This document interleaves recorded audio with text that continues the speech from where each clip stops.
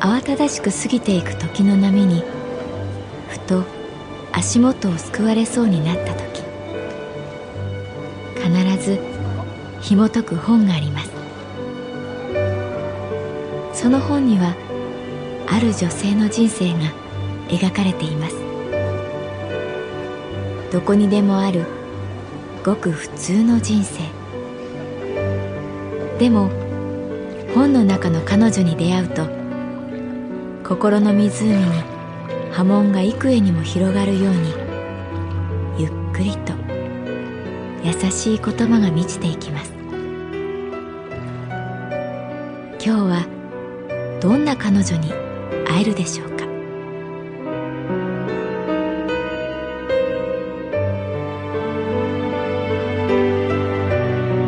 サウンドライブラリー、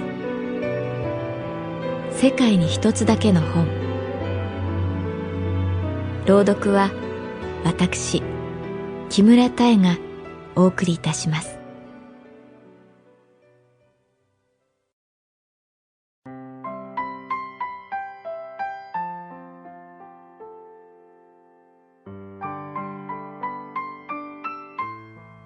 私の名前は月原かな子。旅行会社に勤めている。瀬戸内海に浮かぶ小豆島に来ていた。私のお客様が企画した紅葉をめでるツアー、紅葉女子会に同行したのだ。寒霞渓という渓谷の赤や黄色は圧巻だった。ロープウェイから眺める景色は今まで見たことがない色に満ちていた。宿は海沿いのリゾートホテル。ディナーを終えてそれぞれ部屋に戻る。私は主催者の正美さんの部屋に誘われた。飲みに行きませんか？行ってみると、一人の女性がそこにいた。上大岡楓さん。参加者の中でずば抜けて綺麗だった。黒く長い髪、すらっと伸びた体育、小さな顔に際立った目鼻立ち。いい香りがした。笑顔がまた素敵だった。一緒に歩いていて、道行く男性が振り返るのを何度も見た。こんばんは。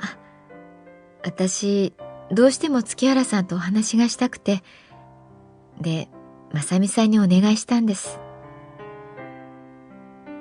目をじっと見て話す。きっと頭もいいんだろうなと思う。楓ちゃんのね、旧姓、聞いたら驚きますよ。旧姓？楓さん、結婚してるんですか？ええ、まあ、今のところは。楓さんの旧姓は、吉桐だった。そう、今回の参加者の最高齢、吉桐さんと同じ名字。まさか、母なんです。私が誘いました。あの吉桐さんの娘さん。私はどこかで人間観察に関して、まあまあのレベルだと思っていたが、甘かった。まさか、親子だったとは。母とはずっと仲が悪かったんですが、最近、そう、私が夫とうまくいかなくなって、打ち解けるようになったというか、わからないものですよね、人生って。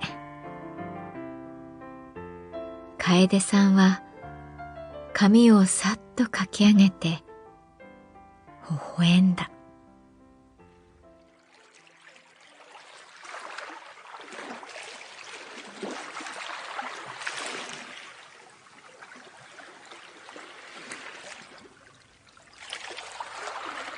香川県小豆島。瀬戸内海に浮かぶ島のリゾートホテルにいた。窓の外には真っ暗な海。まさみさん、楓さんとの小さな宴。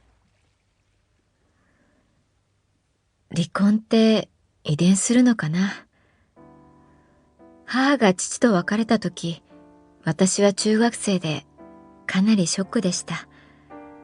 周りにも離婚している家の子は何人もいたけど、うちは大丈夫ってどこかで思っていました。私は遅くに生まれた一人っ子で、父からも母からも可愛がられて育ったから。でも、ある夜、いきなり起こされて、パパは明日の朝、家を出て行くことになったって。意味がよくわからなかった。楓さんは淡々と話した。私、超ファザコンなんです。理想のタイプは断然パパだった。頭が良くてユーモアがあって、スポーツができて。その父が突然出ていくって、パパのせいだといくら聞いても、どこかでママのせいなんじゃないかって思ってた。まさみさんは話を聞きながら赤ワインを一生懸命開けていた。私はあの吉桐さんのお嬢さんなんだという驚きからまだ復活できないでいた。月原さんにも私とは違う意味でお父さんの影を感じるんです。いきなり楓さんが言った。え？私？好きでしょ？お父さんのこと。そこでポンと赤ワインの線の抜ける音がした。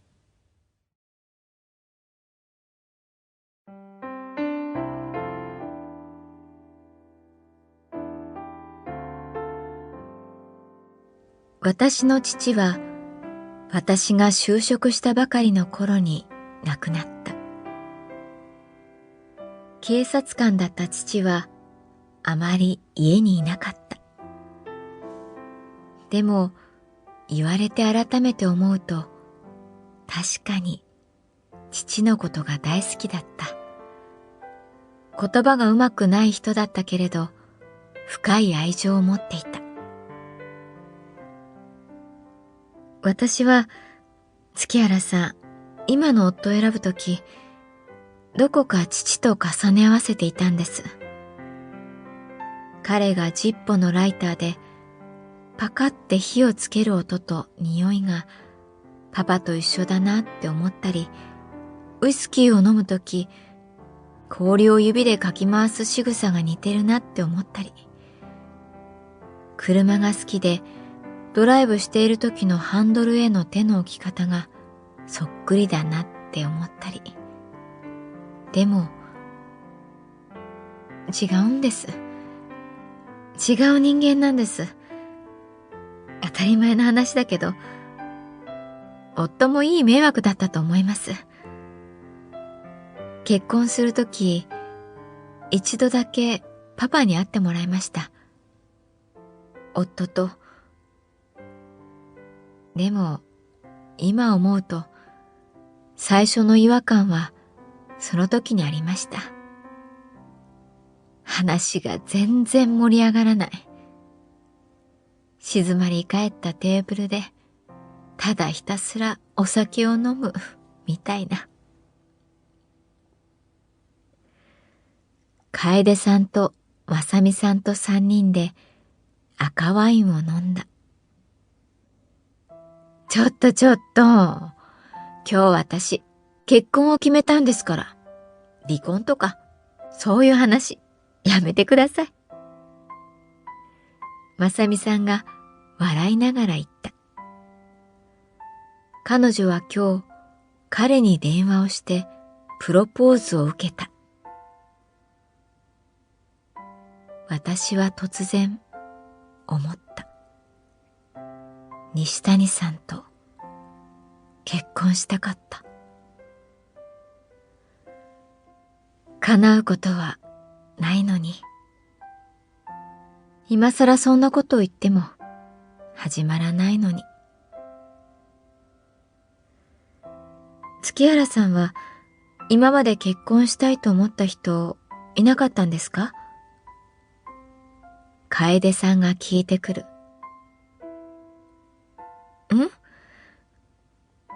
そうだな。いないかな。だから私、今一人でいるんじゃないかな。そんな風に答える自分が意外だった。明日、風車を見に行こうと思った。オリーブ公園にある白い三角屋根の風車を見に行こう。エーゲ海で亡くなった西谷さんのことを思う存分思い出してみよう、そう思った。どこかで避けていた。どこかで逃げていた。私は前に進むために振り返らなくてはいけない。人は過去から未来を学ぶ。そういえば父と西谷さんがくしくも同じことを言っていた。大事なものは全部自分の心の中にある。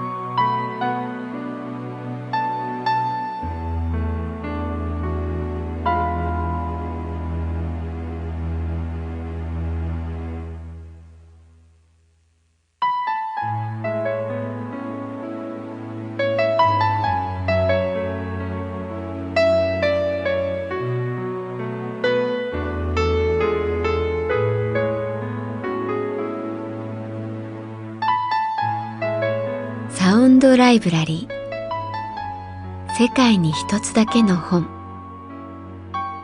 作北坂雅人、演出広島聡、朗読は私木村多江でお送りいたしました。